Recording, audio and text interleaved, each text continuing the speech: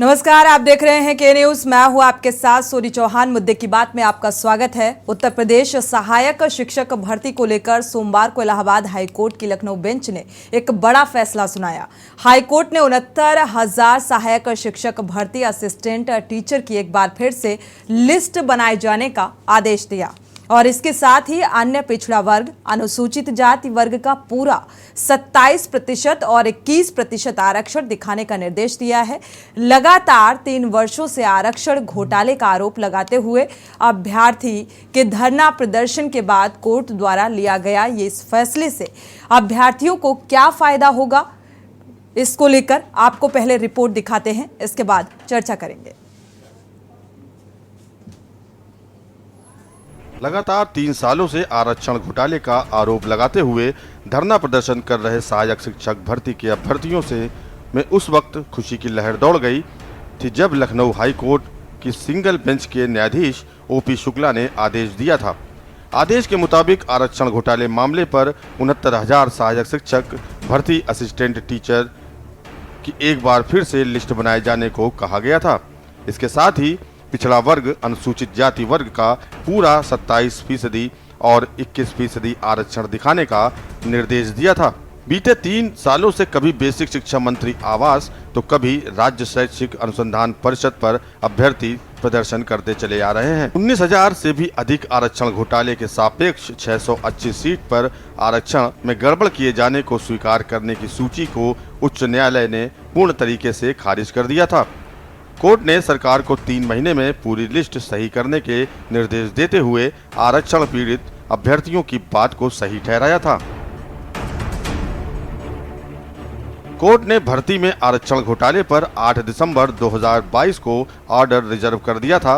वहीं 1 जून 2022 को सहायक शिक्षक भर्ती के लिए सरकार द्वारा लिस्ट जारी की गई थी। इसके बाद आरक्षण कोटे को लेकर उच्च न्यायालय में याचिका दायर की गई थी।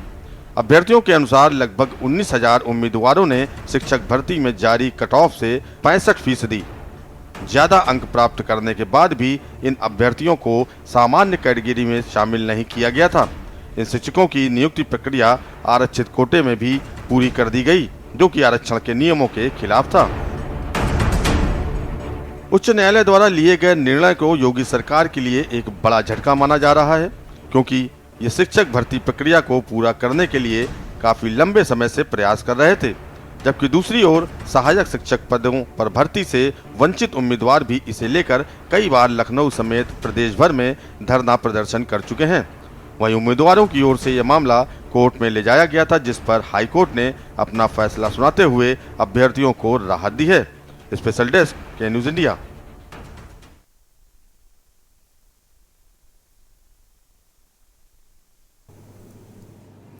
सहायक शिक्षक भर्ती को लेकर भी प्रदर्शन हुआ और एक लंबे अरसे से मांग की जा रही थी। धरना प्रदर्शन किए गए और जोरदार तरीके से ये मांग उठाई गई।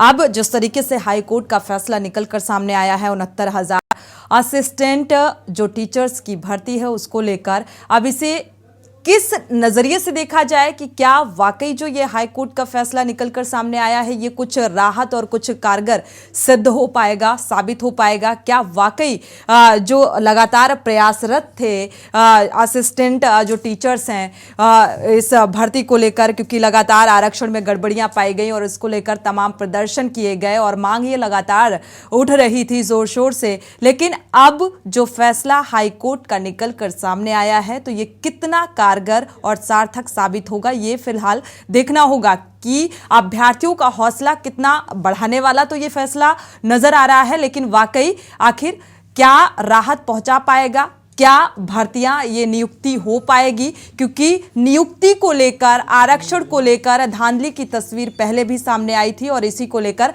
लगातार प्रदर्शन भी किए गए थे। और इस हाईकोर्ट के फैसले को लेकर ये जरूर कहा जा सकता है कि योगी सरकार को एक झटका लगता हुआ नजर आ रहा है। लेकिन अब सवाल यही है कि 3 सालों से जो प्रयास था शिक्षक भर्ती को लेकर, 69,000 असिस्टेंट टीचर सहायक शिक्षक भर्ती को लेकर लगातार प्रदर्शन किया जा रहा था। अब क्या उम्मीदों पर ये जो प्रदर्शन है वो खरा उतर पाएगा? क्योंकि जो हाईकोर्ट का फैसला निकलकर सामने आया है इससे ये साबित हो रहा है क्या वाकई ये कारगर साबित होगा? इसी को लेकर हम मुद्दे की बात में चर्चा करेंगे। हमारे साथ खास मेहमान भी जुड़े हुए हैं, संवाददाता भी जुड़े हुए हैं, शिक्षा मित्र शिव कुमार द्विवेदी जुड़े हुए हैं। स्वागत है आपका इस चर्चा में शामिल होने के लिए। अरमान आसिफ संवाददाता भी जुड़े हुए हैं, विवेक द्विवेदी शिक्षक अभ्यर्थी हैं। आपका भी स्वागत है इस चर्चा में शामिल होने के लिए। रुख अरमान आसिफ का कर लेते हैं। जिस तरीके से ये हाई कोर्ट का फैसला निकलकर सामने आया है, तो क्या ये फैसले को इस नजरिए से देखा जा सकता है कि वाकई अभ्यर्थियों का हौसला अफजाई करने वाला ये फैसला है हाई कोर्ट का? जी बिल्कुल, देखिए ये जो 69,000 सहायक शिक्षक भर्ती का मामला था वो काफी लंबे समय से फंसा हुआ था, जिसको लेकर एक तरीके से देखा जाए तो कोर्ट ने कहीं ना कहीं हरी झंडी दिखाई है। जाहिर सी बात है, जो शिक्षक भर्ती थे उसमें एक खुशी की लहर तो है, और दूसरी बात यह है कि शिक्षक भर्ती तकरीबन 3 साल से धरना दे रहे थे।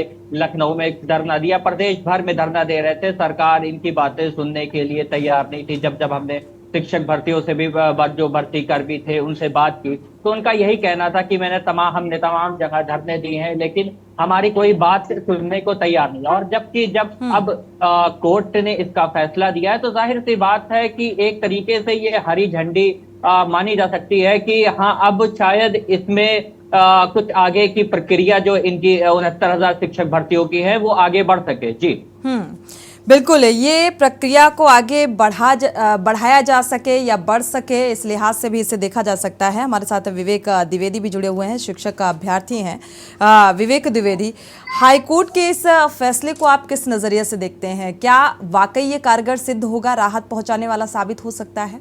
जिस तरीके से ये प्रयास नजर आ रहा है, एक हरी झंडी कोर्ट की तरफ से दिखाई गई है। विवेक द्विवेदी, आपको आवाज मिल पा रही है? हाँ मैम, आवाज आ रही है जी।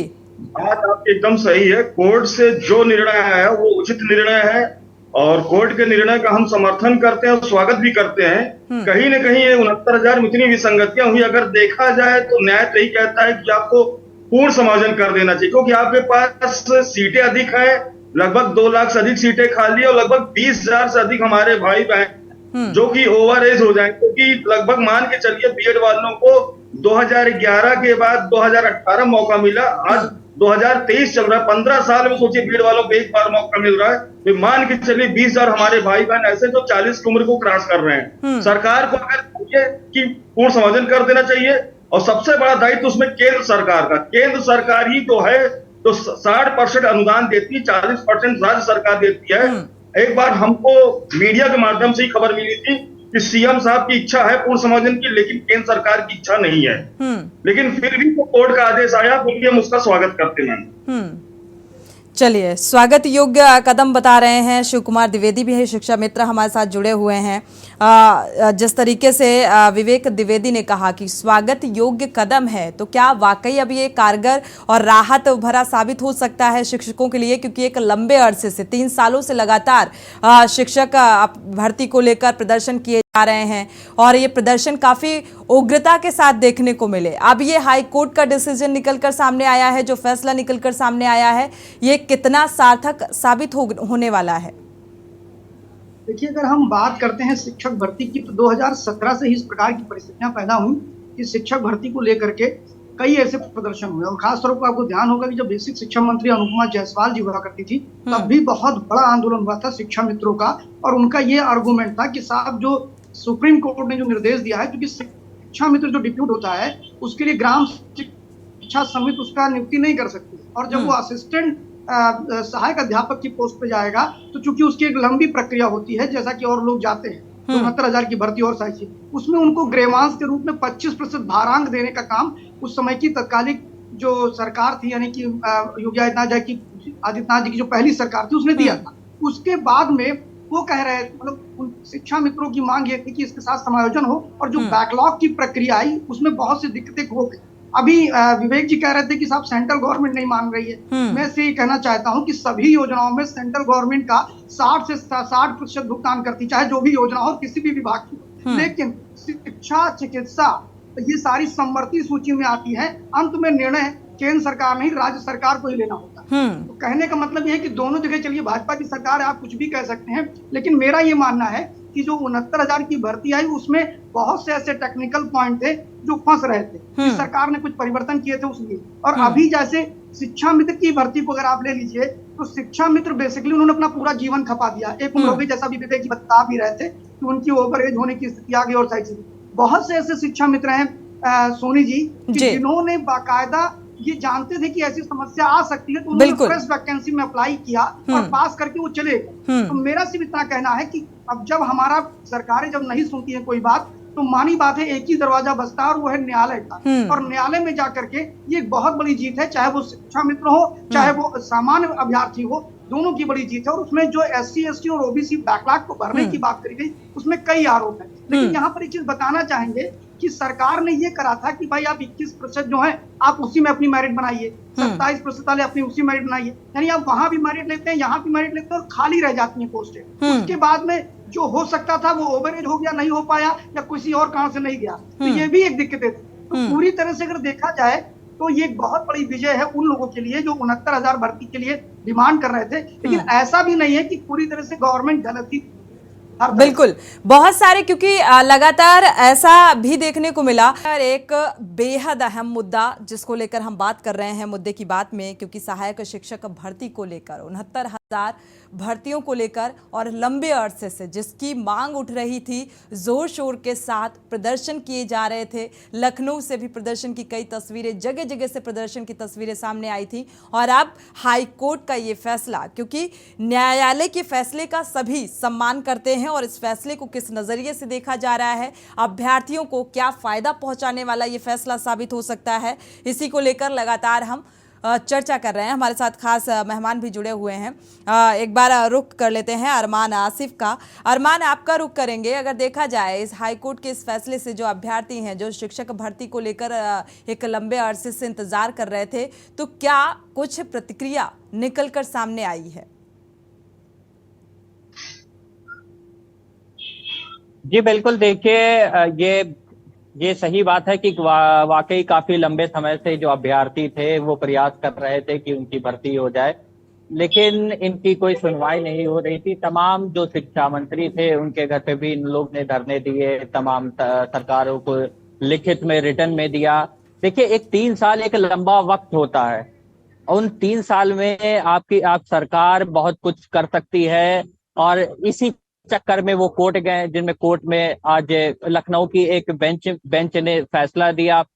देखिए, जो हमने अभी बात की है शिक्षक उच्च शिक्षा भर्तियों से, उनका यही कहना था कि हमें कोर्ट पे पूरा भरोसा था कि फैसला हमारे हक में आना है, क्योंकि जिस हिसाब से सरकार हमारे साथ कर रही थी, इतना हमको हर जगह एक तरीके से उन्होंने ये भी कहा कि हम दर दर की ठोकरें खा रहे थे। सरकार के मंत्री के पास से तमाम चीजें थी जो कि कोई सुनने को तैयार नहीं था। अब जबकि उच्च न्यायालय का ये फैसला आया है, तो जाहिर सी बात है वो एक तरीके से उनमें बहुत खुशी की लहर तो है ही, उनका एक उम्मीद भी जगी है कि अब उनका जो 3 साल से काम नहीं हो रहा था कोर्ट के आदेश के बाद से, अब काम उनका आगे बढ़ेगा। जी बिल्कुल, आपके पास आएंगे शिव कुमार जी। अगर देखा जाए यहाँ पर कई बार जब सरकार का ये फैसला निकलकर सामने आया और इस तरीके से रोक लगा दी गई, जो पहले से पढ़ा रहे थे एज ए टीचर, वो पढ़ा रहे थे, शिक्षा मित्रों का अगर जिक्र करें तो वहाँ पर जब ये फैसला निकलकर सामने आया तो ये कहा गया कि जो पात्र हैं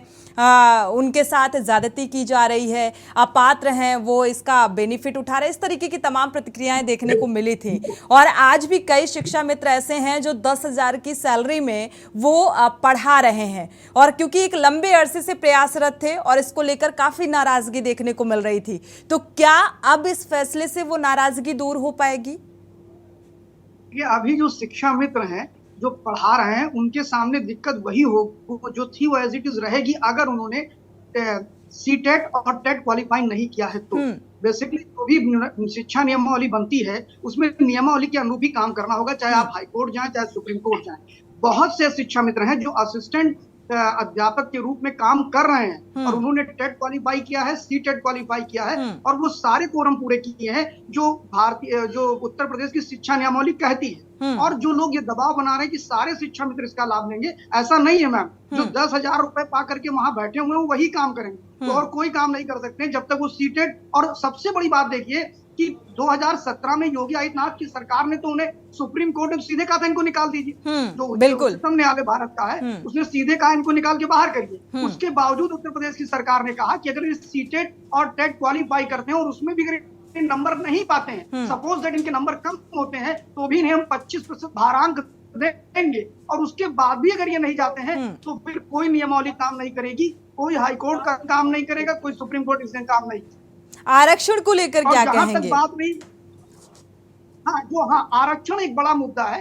एक्चुअल में जो इस उत्तर प्रदेश की सरकार ने जो काम किया उसमें सबसे बड़ी चीज ये थी, इन्होंने इस बार कुछ परिवर्तन किए। परिवर्तन मतलब क्या था कि पहले जो आरक्षण होता था, तो जैसे मान लीजिए ओबीसी है, कोई अदर बैकवर्ड क्लास का व्यक्ति है और उसका 27% में आना है, लेकिन चक्कर उसके मेरिट अच्छी है तो उसने वहां जो सामान्य वाला है उसमें भी एक जगह ली और उसके बाद यहाँ भी ली, तो उसको वेटिंग में रख दिया जाता था, जिसकी वजह से वो पद परमानेंट खाली रहता था और वो जो सामान्य वाला था वो ले लेता था। तो सामान्य को भी नौकरी नहीं मिली और वेटिंग वाली भी बची रह गई, अंत में फिर भर्ती निकालनी पड़ती थी। इस बार योगी आदित्यनाथ की सरकार ने ऐसा किया कि आप एक सीरियस वैकेंसी करते जाइए, बाद में देखा जाएगा। मतलब ये नहीं कहा कि भाई रिजर्वेशन आपको नहीं देंगे। प्रॉब्लम ये, चलिए एक फाइनल रिएक्शन ले लेते हैं विवेक द्विवेदी का, इसके बाद यूपी विधानसभा का रुख करते हैं। जो आरक्षण को लेकर लगातार जो चीजें निकलकर सामने आई, क्योंकि आरक्षण को ही लेकर पहले भी गड़बड़ियां कुछ पाई गई थी, तो इसको लेकर आप क्या कहेंगे? मैम, आरक्षण को लेकर तो गड़बड़ियां लोगों के सामने आई भी है और अभ्यर्थी का भी यही कहना था कि हमारा 27 और 21 पूरा कर दीजिए। और भाई देखिए, सबसे बड़ी बात है कि यूआर की सीट पर कब्जा आरक्षण वालों ने ही किया है, क्योंकि अगर इनके गुणांक अच्छे हैं, इनके नंबर अच्छे हैं, भले ये 97 नंबर क्रॉस नहीं किए, अगर इनके 90 से 97 के बीच में है, मान लीजिए 94-95 नंबर है, इनकी हाई मेरिट, शैक्षिक मेरिट हाई है, फिर भी ये यूआर की सीट ले जाते हैं और अपनी एक सीट वैकेंट अपने भाई को देकर जाते हैं। तो कहीं ना कहीं देखा जाए तो यूआर के साथ तो अन्याय होता ही है, क्योंकि यूआर वेल क्वालिफाइड होते हैं, अच्छे मार्क्स लेके भी हम लोग धरना देते हैं।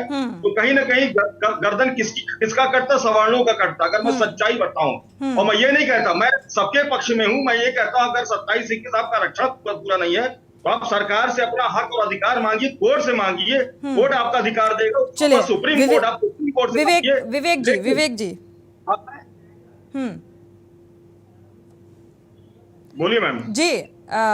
शिव कुमार जी कुछ कहना चाह रहे हैं। शिव कुमार जी, मैं सिर्फ यही कहना चाहता हूं जो विवेक जी ने कहा है, मैं इनको थोड़ा इनसे मतलब इनकी बातों का सहमति जताता हूं, लेकिन मैं थोड़ा सा आगे चलता हूं कि जैसे विवेक जी ने कहा ना कि आरक्षण में गड़बड़ी हुई है, ये आरक्षण में गड़बड़ी सिर्फ SC, ST, OBC के बच्चों को दिखाई पड़ रही है। उसका कारण क्या है कि जो मैंने अभी आपको बताया कि जो सीटें रिजर्व अब खाली नहीं रखने दी जा रही है, यानी अगर मान लीजिए OBC क्लास में भी उसका नाम आया और जनरल में भी आया, तो उन्होंने कहा नहीं साहब आप जनरल में नहीं जाएंगे, अब आप OBC में ही रहेंगे। तो ये बहुत योगी आदित्यनाथ का ये बहुत बड़ा काम था। और आपको ध्यान होगा कि 2022 के चुनाव से पहले ये धरना बहुत बड़ा मुद्दा बना था और उस पर जो अभी मंत्री थे, पूर्व मंत्री जो सतीश द्विवेदी, जो बेसिक शिक्षा मंत्री थे, उनके गले की हड्डी बन गया और हड्डी इस कदर बना कि उनको बाकायदा मुख्यमंत्री ने फोन करके बुला लिया कि आइए आप यहाँ पर बैठिए। फिर नहीं, विवेक जी जो कह रहे हैं सवर्णों की ही गर्दन, अगर आरक्षण का जिक्र किया जाए तो ये आरक्षण भी समान रूप से मिलना चाहिए। अगर देखा जाए तो यहाँ पर सवर्णों का जिक्र इन्होंने किया कि देखा जाए तो गर्दन उन्हीं की काटी जाती है, कटती है।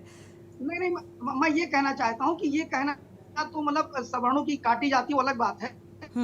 मेरा सिर्फ इतना कहना है कि यहाँ पर तो ऑलरेडी क्लासिफिकेशन कर दिया गया ना, 27% OBC लेगा, 21% SC लेगा, तो अब वो सवर्ण उसमें लड़ेगा। पहली बार ऐसा हुआ है, इस योगी आदित्यनाथ की सरकार ने ऐसा किया कि सवर्ण के हिस्से में वो नहीं घुस सकते, उनके हिस्से में वो नहीं घुस सकते हैं। यही उनको दिक्कत है, समझिए। मतलब जो बेसिक प्रॉब्लम जो ये लोग कोर्ट गए थे उनको दिक्कत यही, उन्होंने कहा भाई अब OBC क्लास में 27% लीजिए, आप जनरल में नहीं जा सकते और जनरल और ये सीटें खाली नहीं होंगी, जैसा भी आप अब वहां भी रिजर्व कर लें, यहाँ भी रिजर्व कर लें। तो योगी आदित्यनाथ जी ने बहुत फास्ट एक्शन लिया इस पे। और फिर लेकिन ये एक तरह से देखा जाए तो दिक्कतें तो थी भाई, उनका तो अधिकार बनता था कि वो जनरल में भी जाएंगे, तो वहां को लेकर के वो कोर्ट चले गए कि साहब इसलिए जो आरक्षण सूची है वो गलत, समझिए मेरी बात पूरी। आरक्षण सूची को लेकर उनकी दिक्कत यही है कि साहब हमें बांध के रख दिया गया 27% और कहा गया दोनों सीटें खाली नहीं होंगी। मतलब एक तरफ आप उधर चले गए, आरक्षण ले लिया, आरक्षण नहीं, आप अच्छे मार्क्स से आपके, आपने जनरल कोटे में लिया, जनरल वाला का बाहर हो गया। और आपने चलिए, अपनी सहायक सीटों को शिक्षक भर्ती को लेकर, शिक्षा मित्रों की इस भर्ती को लेकर, इस प्रदर्शन को लेकर एक लंबे अरसे का इंतजार ये कहा जाए अब खत्म होने की उम्मीद नजर आ रही है। विवेक जी, तो जो राज्य सरकार का रवैया रहा और नाराजगी भी शिक्षा मित्रों में देखने को मिली, इसको लेकर आप क्या कहेंगे? फाइनल कमेंट मैम, फिर एक बार रिपीट कीजिएगा क्वेश्चन मैम। राज्य सरकार का जो रवैया रहा सहायक शिक्षक भर्ती को लेकर, लगातार एक लंबे अरसे के बाद अब उम्मीद तो नजर आ रही है, इस रवैये को लेकर आप क्या कहेंगे? मैम, राज्य सरकार का रवैया हम लोग के प्रति अच्छा रहा।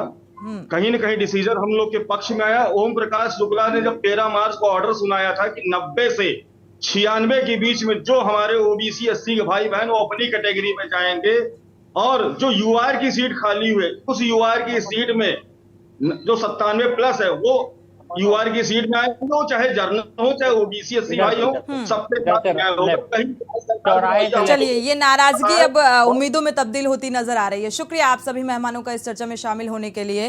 अरमान, आसिफ, आपका भी जानकारी साझा करने के लिए बहुत बहुत शुक्रिया। जिस तरीके से हाईकोर्ट का ये फैसला निकलकर सामने आया है, यह अभ्यर्थियों को के अंदर एक उम्मीद भी जगा रहा है। और आरक्षण में जिस तरीके से पहले गड़बड़ी पाई गई थी, क्योंकि इसी की खींचतान नजर आ रही थी, उसे भी कैटेगराइज कर दिया गया है। तो अब ये भी जो अड़चन एक पैदा होती नजर आ रही थी, तो अब ये भी क्लियर होती नजर आ रही है। तो उम्मीद जरूर और खुशी भी इस बात को लेकर देखने को मिल रही है। इसी के साथ मुद्दे की बात में फिलहाल बस इतना ही। आगे खबरों के लिए आप देखते रहिए के न्यूज़ इंडिया।